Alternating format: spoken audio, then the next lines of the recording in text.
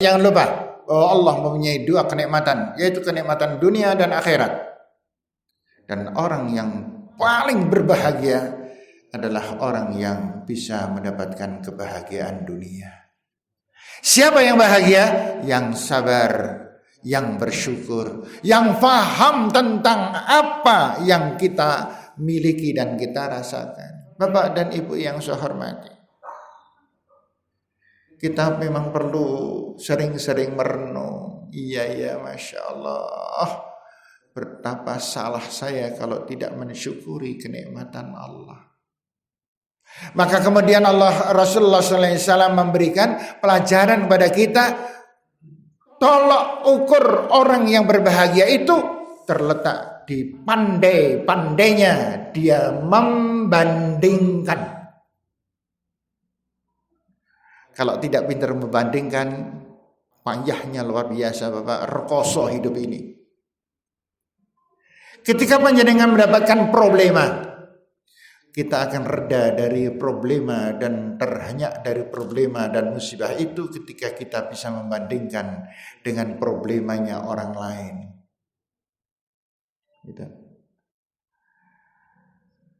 Satu hari ada orang yang mempunyai putra, dan putranya adalah putra yang cacat.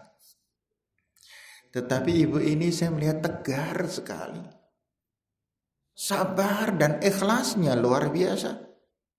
Saya bertanya, saya penasaran kalau ada orang-orang yang hebat-hebat itu, saya penasaran. Saya bertanya, Bu, mohon maaf Bu, saya melihat panjenengan kok demikian tegarnya, demikian sabarnya, dengan tulusnya menghadapi putra yang semacam ini sih Bu. Apa sih yang panjenengan pikirkan dan panjenengan landaskan dalam pemikiran? Ibu itu tadi menjawab dengan tersenyum, Pak Aris, ya Allah Pak Aris, gak ada alasan saya sedih dan susah. Karena dua hal saja yang saya miliki. Apa itu Bu? Yang pertama, setiap detik Allah memberikan ampunan dari dosa-dosa saya karena anak yang cacat ini. Kalau saja saya boleh mensyukuri, saya syukuri loh Pak Haris, saya punya anak cacat. Bahkan kalau dibanding-bandingkan, seakan-akan saya mengatakan nyong luwih becik duwe anak cacat timbang anak sing waras. Anak sing waras kadang-kadang marake nyong nesu, marake nyong dosa. Tapi anak cacat ini tidak pernah menjadikan saya marah. Dan setiap saya memperhatikan, setiap saya dulang, setiap saya nuntun, setiap dia di kasurnya, setiap saya membersihkan, setiap dia pipis, ngompol dan lain sebagainya, maka bayangan saya adalah kenikmatan surga Allah. Saya hampir saja berbesmili itu. Untung saya kalingan nyong lanang, kan gitu. Kemudian yang kedua Pak Haris, kenapa saya setegar ini? Ya karena perbandingan Pak Haris. Saya itu punya sedulur, gak usah saya sebutkan ya Pak Haris, punya anak 4 Pak Haris. Lah kok sing waras ming siji, sing telu cacat coba. Dan yang luar biasa, saudara saya yang punya anak 3 cacat itu, dan 1 stok yang waras, dan itu pun di kelas sekolah SD yang ini nomor 3, sekarang masih di SD. Seharusnya sudah kelas 6, tapi sekarang masih kelas 4 karena bodoni nang kelas. Dan ibu tadi tegarnya bukan main. Dan dia adalah salah satu di antara pengurus organisasi yang bisa malang melintang di daerahnya dengan penuh ketabahan, padahal mempunyai problema yang luar biasa beratnya. Saya berpikir, oh iya ya benar Rasul. Rasul memang pernah mengatakan bahwa untuk memudahkan kita, agar kita mudah, bandingkan dengan yang lebih berat. Agar banyak, bandingkan dengan yang lebih sedikit. Kan begitu? Agar senang bandingkan dengan yang lebih susah. Agar kita bisa selalu baik dan terus berusaha menjadi orang yang baik, bandingkan dengan orang yang lebih baik. Jangan dibolak-balik. Kadang-kadang kita ini menikmati penderitaan. Ketika punya problema, kita kemudian merasa menderita. Ketika ada orang mengatakan, "Bu, bong bukai wae, sabar kok nyenan ora." Dijawab, "Ya wae barang bukai nganu. Lah nyong ya ora." Gitu. Kemudian kadang-kadang dirinya terpuruk, bengong sendirian sambil mengeluhkan dan mencela Allah. Allah, kenapa nasib hamba semacam ini? Allahu Akbar. Bapak dan Ibu yang saya hormati, sehingga keadaan yang semacam ini harus kita waspadai dengan sebaik-baiknya. Allah mempunyai dua. Yuk kita nikmati dunia ini. Apapun yang terjadi, itulah kenikmatan yang buat kita. Ada orang mengatakan ketika sakit, Pak Haris, ternyata sakit itu harus dinikmati ya Pak Haris. Saya kaget. Loh, kok iso? Sakit tak dinikmati loh. Kemudian dia mengatakan, iya Pak Haris, ketika saya sehat, ya Allah Pak Haris, saya punya situasi hidup yang semacam itu. Tapi kalau penyakit saya sedang kumat, saya itu selalu berzikir terus pada Allah. Yang saya ingat adalah kematian. Yang saya ingat adalah permohonan pada Allah. Ya Allah, ampuni dosa saya. Ketika saya sujud pada Allah sedang sholat. Demi Allah, hanya ketika saya sakit, saya berbismillah. Ketika saya punya problema, saya bisa berbismillah di hadapan Allah. Tapi ketika saya mendapatkan kelonggaran, saya sehat, tidak punya masalah, saya tidak pernah bisa berbismillah di hadapan Allah. Dan Allah sendiri yang juga, Rasul sendiri yang juga menjanjikan bahwa setiap apa yang kita lakukan, yang kita rasakan dari kesulitan-kesulitan itu adalah secara mikro merupakan sebab akibat, dan makro juga sebab akibat.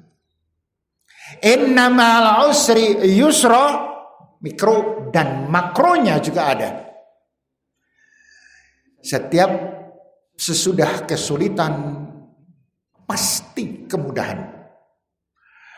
Bisa diterjemahkan dunia dan bisa diterjemahkan di akhirat.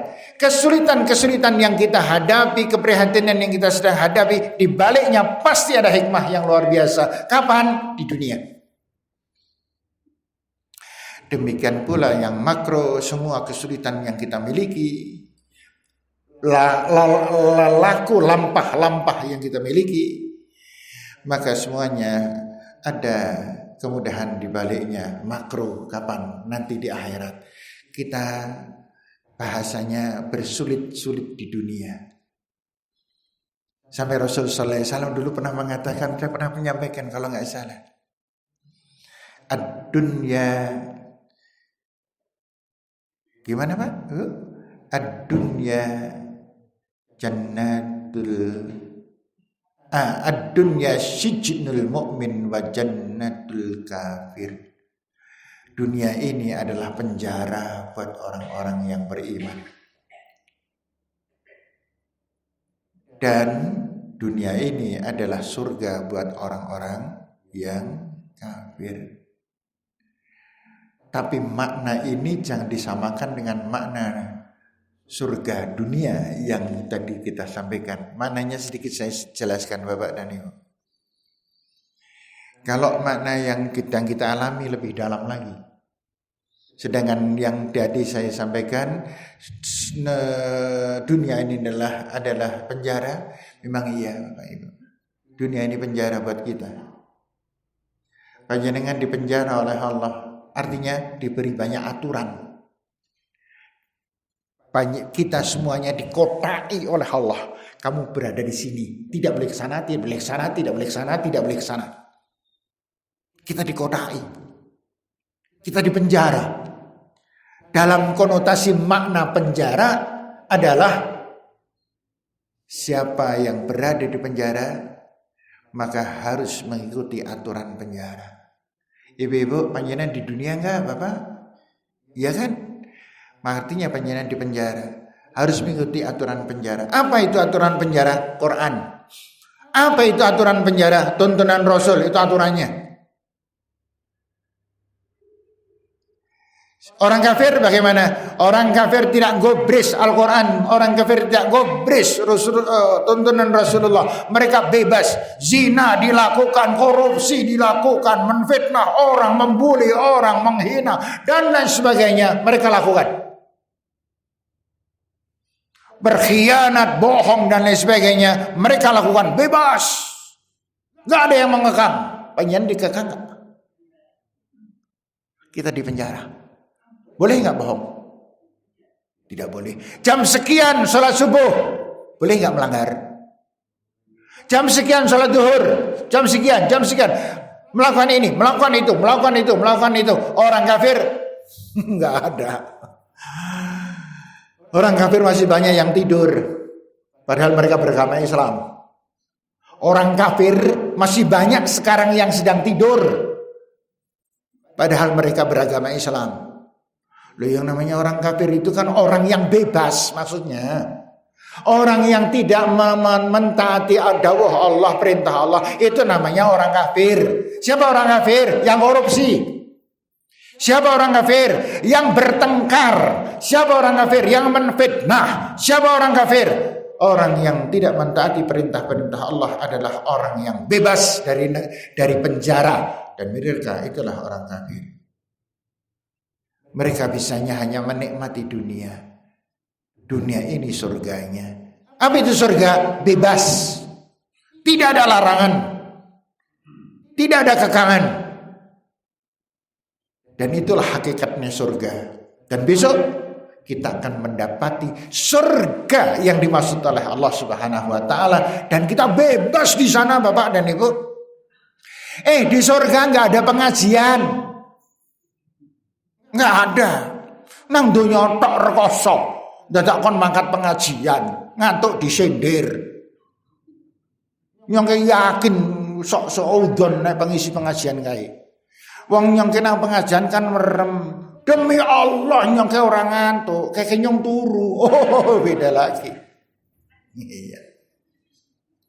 Bapak dan Ibu yang saya hormati, Allah Subhanahu wa taala ingin menghendaki kita mendapatkan dunia dan akhirat kita. Kemudian Bapak dan Ibu, di antara halangan-halangan yang menjadi kita sering terjerumus adalah karena kita tidak mengikuti apa yang Allah dan Rasul tuntunkan. Padahal itu pedoman. Taraktu fikum amrayn lan tadillu abadan tamassaktum bihima. Aku mewariskan pada kalian semuanya dua hal yang kalian tidak akan pernah tersesat kalau kalian berpegang teguh menjadikan Quran dan hadis itu menjadi pedoman hidupnya. Jangan dengarkan kata orang. Jangan percaya dengan pendapat-pendapat orang. Semuanya harus merujuk kepada Al-Quran dan hadis. Yang namanya orang pandai berdiplomasi, pandai bersilat lidah. Sehingga apa yang benar, apa yang salah menjadi benar, dan yang benar dikatakan salah, itulah Indonesia. Amin kanjen kaya ngono. Ya. Maka Allah Subhanahu wa taala mengatakan di dalam surat apa tadi ya? Pak Saryoki surat apa? Bukan yang tadi itu, yang tadi saya matur itu. Nah kan malah hilang. Tasak paleti loh.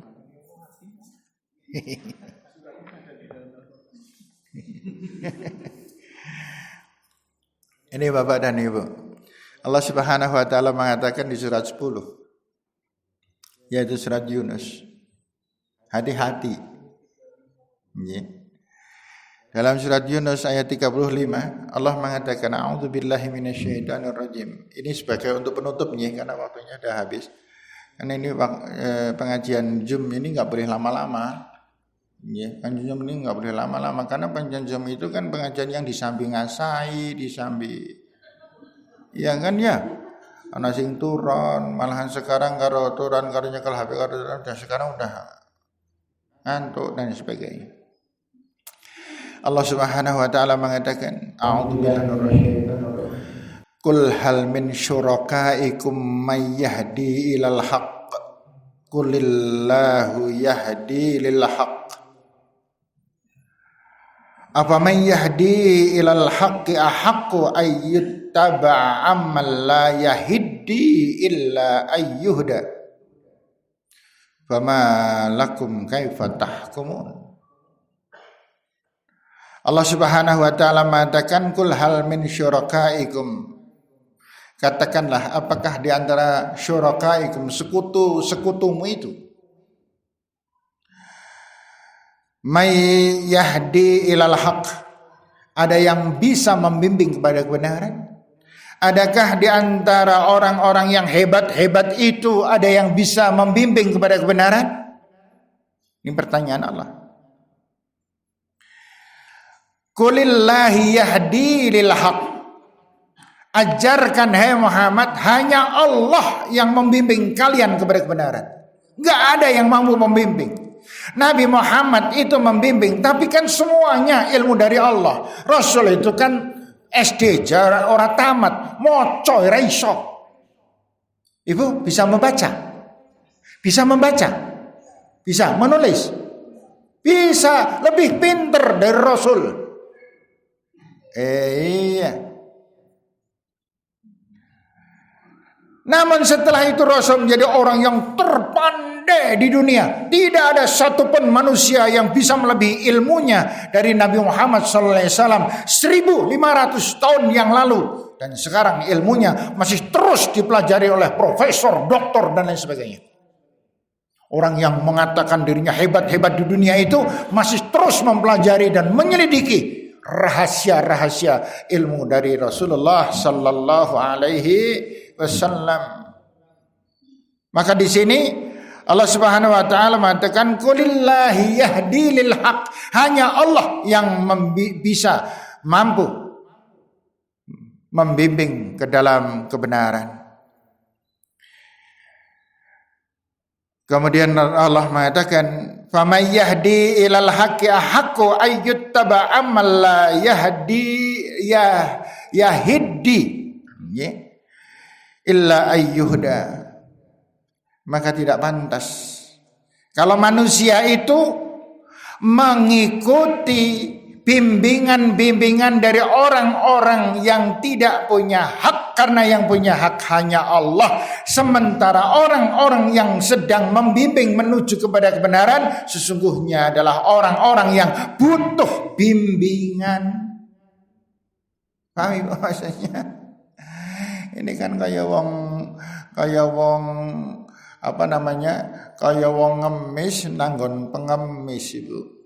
Loh, orang kalau kita minta petunjuk dari orang tidak landasan Al-Quran dan hadis, itu sama dengan wong ngemis njaluk nanggon wong ngemis. Seandainya diberi, bukan hal yang berharga.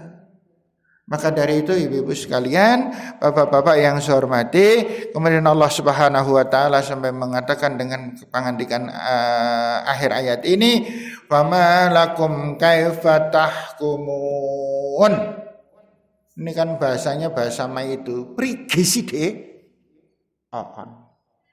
Njaluk pendapat itu.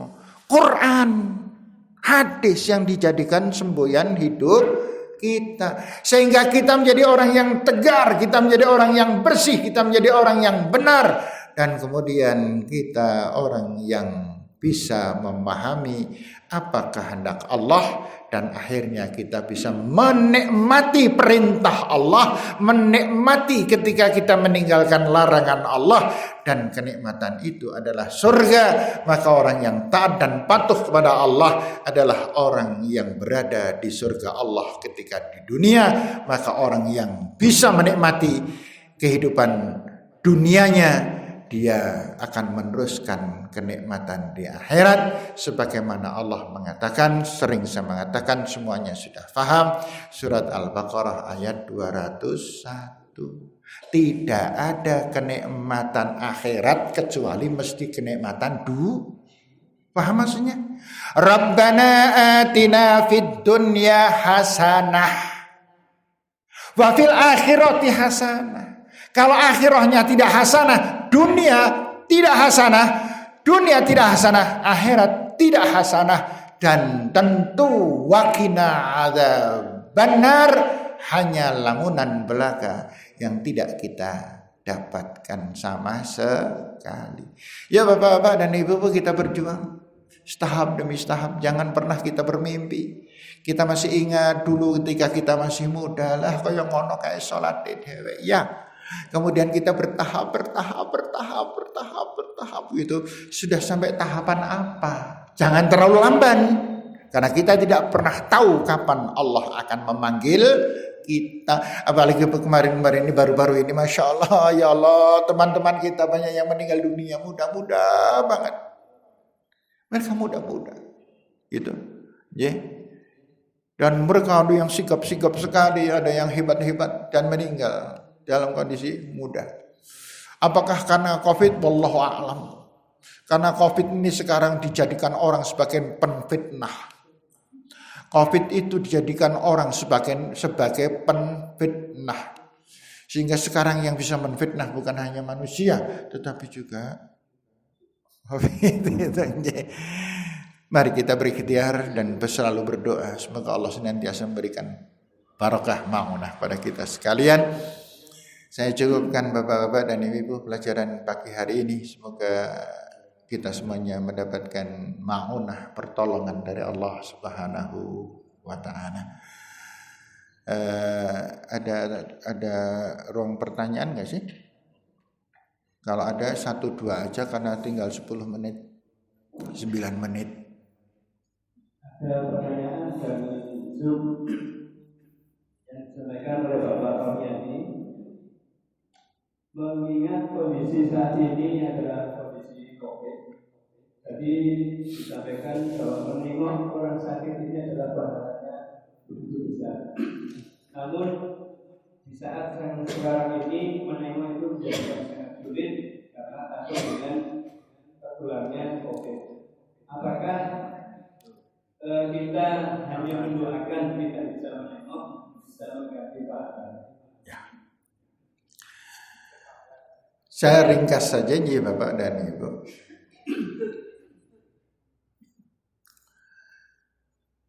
Saya pendekkan aja. Kalau kita terhalang melakukan sebuah perbuatan baik, padahal kita sesungguhnya bisa melakukan dan memang akan melakukan kalau kondisi memungkinkan, gitu. Maka orang yang terhalang itu mendapatkan pahala yang sama besar dengan orang yang melakukan. Contoh. Suatu ketika Bapak dan Ibu, saya pernah mendapatkan pahala yang sama ketika saya mendapatkan halangan. Saya pada waktu itu akan khutbah ke Banjarnegara. Tapi ternyata ada semacam jembatan atau apa sedang diperbaiki. Akhirnya kita macet. Benar-benar macet itu. Saya perkirakan nggak bisa ini. 10 menit dari sini, waktunya tinggal 10 menit. Itu saya masih di daerah mana saya lupa namanya. Dan kalau saya ke sana normal itu saya membutuhkan waktu juga antara 10 sampai 12 menit, itu normal. Sekarang macet, sudah pasti gitu. Saya berhalangan. Saya bel takmir masjid, saya mohon maaf berhalangan sekarang sedang saya di masjid, segera carikan pengganti saya. Akhirnya kemudian setelah itu macet, saya melihat di ujung sebelah sana ada masjid. Saya parkir mepet, kemudian saya keluar, saya malah Jumatan di masjid tersebut. Saya tidak khutbah. Oh, padahal khutbah kan ganjarannya gede. Gitu. Tapi saya mantap sekali, Allah, hamba tidak bersusah payah, tapi engkau mengkaruniakan hamba pahala yang sama besarnya. Sama dengan panjenengan ibu-ibu. Panjenengan kan jangan merasa berdosa. Panjenengan setiap bulan kan ada menstruasi. Menstruasi dan kemudian tidak sholat. Tidak sholat diinginkan atau kan halangan? Halangan. Gak usah khawatir. Tenang aja. Yang ora sholat ning ganjaran sholat. Masya Allah. Enake wong sing rutin sholat rutin loh ya. Kalau tidak rutin ya orang nggak. Maka Bapak dan Ibu yang saya hormati, panjenengan jangan khawatir ada orang teman kita yang sedang sakit. Astagfirullahaladzim. Ya Allah, hamba ingin besok, tetapi engkau tidak memperkenankan ya Allah. Kemudian panjenengan mendoakan orang yang sakit itu dengan tulus dan ikhlas. Bahkan bisa men-share kepada banyak orang. Mari kita doakan saudara kita ini. Maka kita mendapatkan pahala yang berlipat ganda. Lebih daripada ketika kita nengok orang sakit. Janjannya situasi COVID ini banyak sekali memudahkan kita. Orang tilik wong loro untuk ganjaran tilik. Kan gitu? Ya kan? Kemudian panjenengan mungkin ada yang tidak berjamaah ke masjid untuk ganjaran pahala jamaah ke masjid. Kemudian apalagi? Banyak hal. Takziah, kemudian urusan putra putri panjenengan Ibu. Selama ini kan kita tidak banyak pahala. Kapan? Ketika dari jam 7 sampai dengan jam 2 atau jam 3 kita kan gak banyak pahala. Tapi sekarang kita jadi banyak pahala. Kenapa? Karena anak kita di rumah. Adik dibuka Zoom-nya, sudah dimulai loh. Nah kan ganjaran. Ojo karo bubuan ta mbok lenggah, ganjaran. Ketika normal pernah kita melakukan hal itu? Tambah. Jangan khawatir. Siapa yang paham dan benar di dalam musim suasana COVID ini, justru kalau mau mencermati, kita lebih banyak mendapatkan pahala dan karunia dari Allah Subhanahu wa Ta'ala. Kita tidak mengeluarkan uang untuk ganjaran, no. Ya Allah, yang orang di duit ya lang situasi ini yang ini kepengin sedekah ning nyong dawek akeh mepet teman ya. Entuk ganjaran. Berapa ganjarannya? Yang siap seberapa yang biasa kita lakukan. Mamane normal kayaknya kotak tak isi duit 100.000 ya. Nek normal, lho tapi orang normal. Entuk ganjaran ning aja ngapusi Gusti Allah gitu. Nyotak batin sing akeh entuk kan. Ya jangan. Ya saya kira gitu Pak Mukhlasnya. Saya kira cukup ya Bapak dan Ibu ya, cukup. Demikian Bapak dan Ibu, ada keliru, ada salah apapun, ya Allah saya mohon maaf. Belum tentu kita bisa ketemu lagi. Ya belum tentu kita bisa ketemu lagi. Nikmati yang sekarang sedang dinikmati, jangan disia-siakan karena kita belum tentu mendapatkan kenikmatan yang sama dibandingkan hari ini. Ada keliru dan salah sekali lagi mohon maaf. Nasr minallah wa fathun qarib. Billahi taufiq wal hidayah. Assalamualaikum warahmatullahi wabarakatuh.